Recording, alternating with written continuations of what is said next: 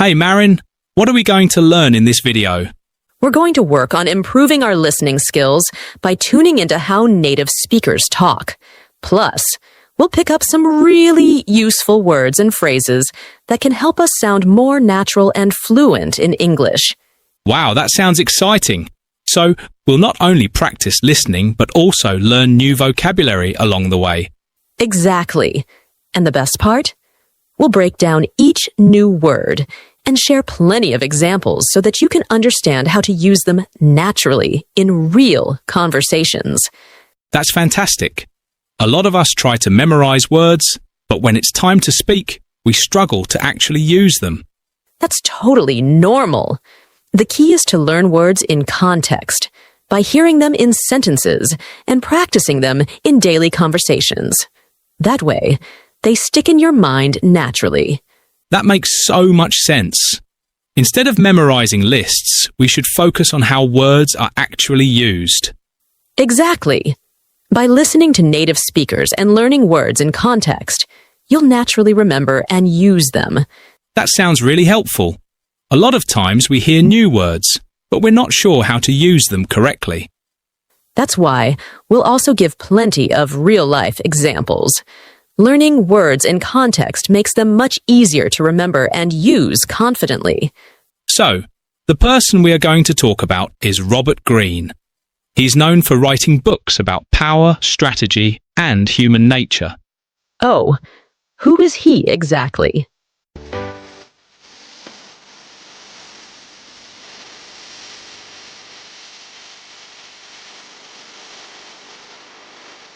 He's a best-selling author famous for books like The 48 Laws of Power and The Art of Seduction. His books teach how to navigate power dynamics and influence people. That sounds interesting. Does he focus more on business and leadership, or can his ideas be used in everyday life? Both. His ideas are often used in business, politics, and even personal relationships. Some people find his advice very useful, while others think it's a bit manipulative. Let's listen to the dialogue and pick out some new words and phrases along the way. People have egos. Even your boss has an ego. You think he or she doesn't because they're powerful. They're even more insecure than other people. You need to be aware of these things so that you don't inadvertently make them feel insecure and suffer the consequences. Hello, listeners. Welcome back to the conversation. Did you notice that interesting word, inadvertently? Inadvertently. Inadvertently means doing something unintentionally or by accident. It's when you do something without meaning to. Right. For example, have you ever said something that accidentally hurt someone's feelings, even though you didn't mean to?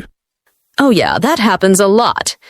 Like one time, I jokingly told my friend, "You're always late." I was just teasing, but I inadvertently made her feel bad because she was really trying to be on time. Exactly.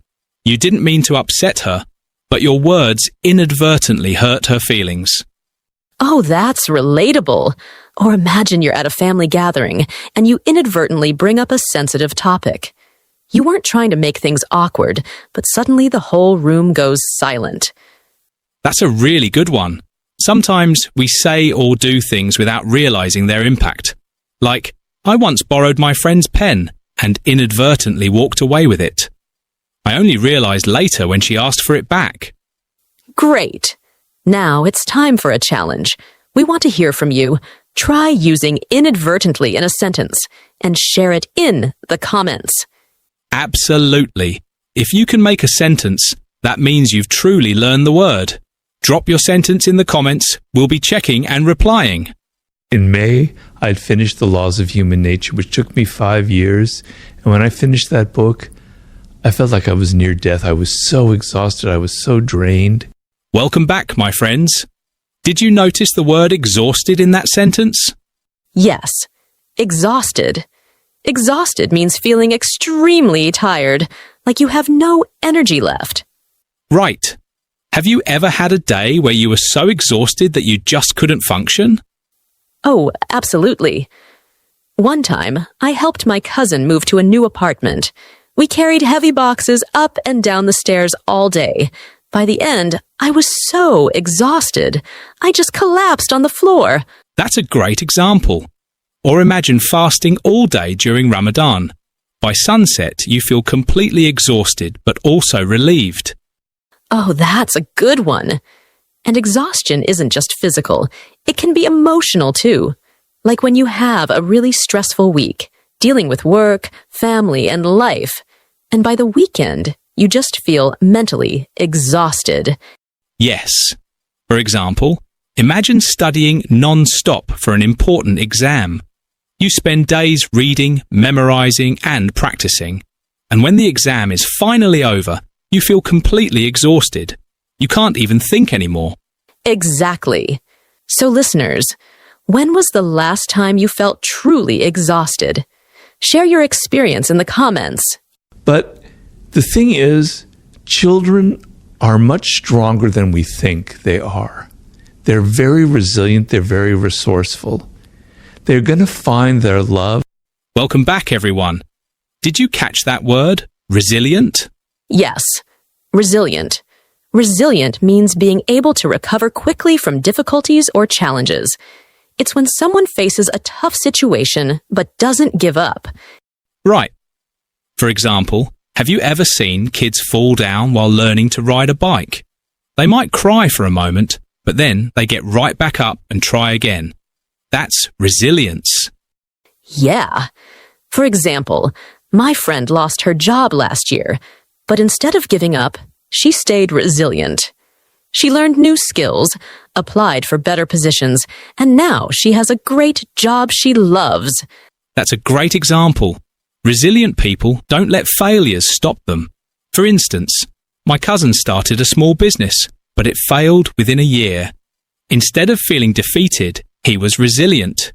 He analyzed what went wrong, made improvements, and started a new business that's now doing really well. That's inspiring. Another example, think about students who struggle in school. My younger brother failed his math test once, but he was resilient. He kept practicing, asked for help, and eventually he became one of the top students in his class. So listeners, when was the last time you felt truly exhausted? Share your experience in the comments. Absolutely. If you can make a sentence, that means you've truly learned the word. Drop your sentence in the comments. We'll be checking and replying. You have to get out in the world and you have to put yourself physically out there and try and have rejection. And I know it sounds awful, but it is a skill in a way where you're learning how to understand and deal with people. Hey listeners, welcome back. Did you catch that word earlier? Awful? Yep, awful. It means something really bad or unpleasant. When something is awful, it's usually something you want to avoid. Exactly. Have you ever experienced something awful, like a bad situation or feeling? Oh, for sure. One time I went hiking and we got lost in the woods. It started raining and the temperature dropped. It was awful. We were wet, cold, and had no idea where we were. But luckily, we made it back safely. I know that feeling. I had an awful day when I missed the bus, and then I realized I had forgotten my homework at home. Everything just seemed to go wrong that day. Another example could be when I missed my flight last month. It was awful. I had to wait for hours at the airport for the next one. Oh, I've been there. I once lost my wallet while shopping. It was an awful feeling, and I spent the next hour searching the store. So, listeners, it's your turn. Tell us about a time when you had an awful experience. Maybe a terrible day at work, a bad meal, or a travel disaster. Drop your story in the comments. His life depended on developing this skill. He was going to just die from sheer boredom if he didn't learn how to read body language. He mastered that language much like somebody could master French. And it's an incredibly powerful language that I can't emphasize enough. Welcome back, my friends. We've got a new word for you today. Emphasize. Yes. I can't emphasize it enough. That means I really, really want to make something clear or important. Exactly. When you emphasize something, you stress it, highlight it, or make sure people understand how important it is. For example, my mom always emphasizes the importance of eating healthy. Every time I reach for junk food, she reminds me, Marin, you need to eat your vegetables. That sounds like my coach. He always emphasizes the importance of practice. He says, you can't just show up on game day and expect to win. You have to put in the work. That's a great example. Another one, my teacher emphasized the need to review our notes every day before the exam. She said, don't cram the night before. And now, it's your turn. What's something that someone in your life always emphasizes? Maybe a parent, a teacher, or a friend? Let us know in the comments.